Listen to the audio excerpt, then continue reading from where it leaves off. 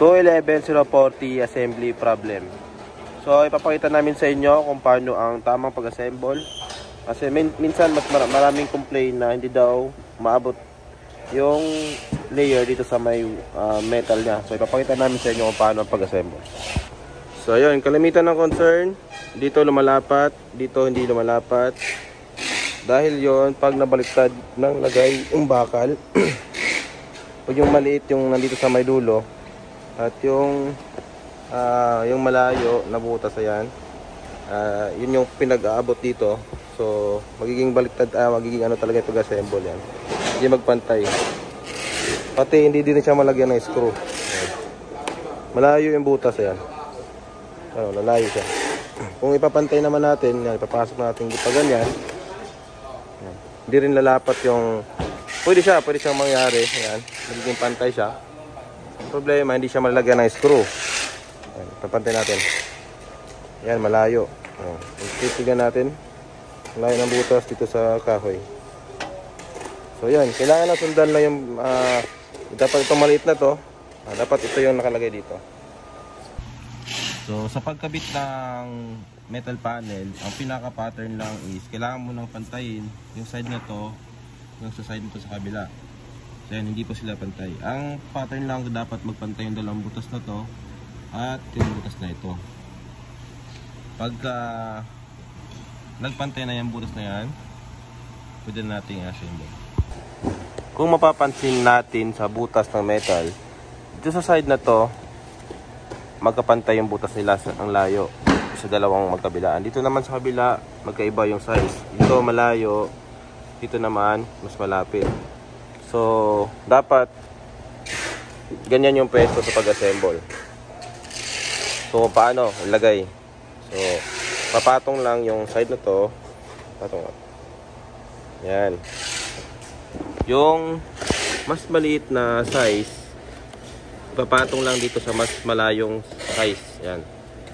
Papatong mo yung ganyan. Pag pinatong na siya, ganyan na po yung. Pag naipatong na natin, pwede natin ilagay yung layer. Pantayan. Magpapantay na yung butas na yan. Ayan. Saka dito sa kabila rin. Pag baliktad yung paglagay ng metal, hindi yan magkapantay-pantay yung mga butas. So dapat ito yung dapat tamang paglagay. So yan, pag nalapat na natin yung butas, pwede natin lagyan ng screw.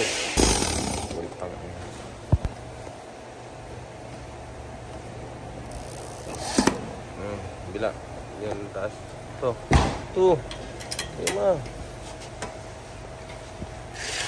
So, ganoon din sa taas. Pakit mo mag-screw.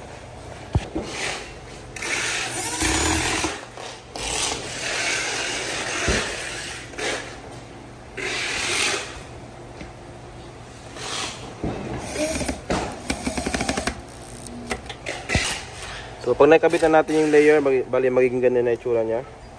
So, kanina ito yung pantay na side. Sa kabila, pantay.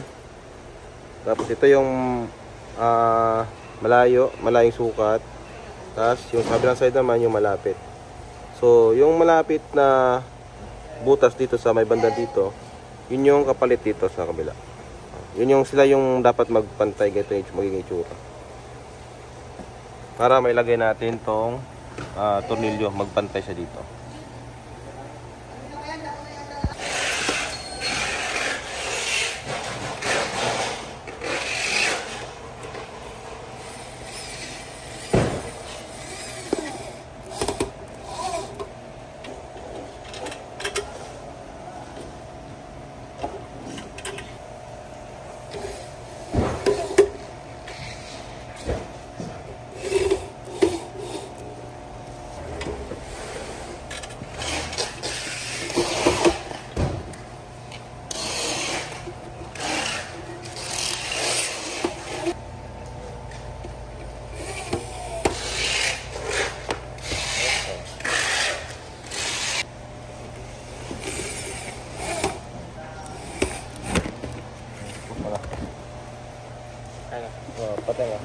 So, ito dapat yung magiging itsura niya pag nabuo na.